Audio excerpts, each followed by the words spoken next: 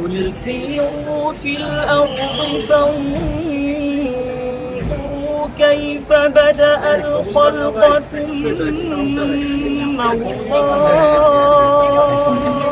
আল্লাহু আকবার মাশাআল্লাহ। ইতিমধ্যে আমি লিবিয়া আন্তর্জাতিক কোরআন কম্পিটিশনে 123টি দেশের মধ্যে আল্লাহ তাআলার অশেষ রহমতে আমি তৃতীয় স্থান অধিকার করতে পেরেছি আলহামদুলিল্লাহ।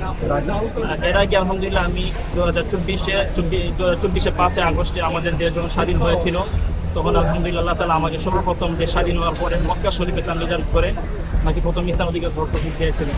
তারপরে আলহামদুলিল্লাহ 1 বছর পর আজকে আমরা লিবিয়া থেকে এসেছি আলহামদুলিল্লাহ, তার কোরআনের সম্মান নিয়ে এসেছি, তৃতীয় স্থান অধিকার করে এসেছি আলহামদুলিল্লাহ। আমার খুব ভালো লেগেছে। আমার দেশের জন্য কিছু করতে পারি তো আমার কাছে অনেক ভালো লাগে যে পূর্বে আলহামদুলিল্লাহ আমি আল্লাহ তাআলার অশেষ মতো কিছু করতে পেরেছিলাম।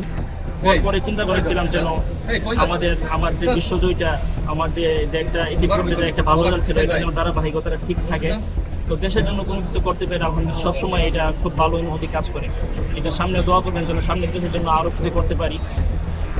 এবং আমাদের উস্তাদরা যারা আমাকে অনেক মেহনত অনেক কষ্ট করেছে, বিশেষ করে আমাদের মাদ্রাসা তাহফিজের উস্তাদরা, আমার উস্তাদ শেখ নাসির হুজুর, আমাদের উস্তাদ মুনির সাহেব হুজুর, আমাদের অক্লান্ত পরিশ্রমের কারণে আমি এতটুকু বুঝতে পারছি একজন কোরআনের বড় হাফেজ হয়েছি, কোরআনের বড় কারি হতে পারি এবং দিনের খেদমত করতে পারি।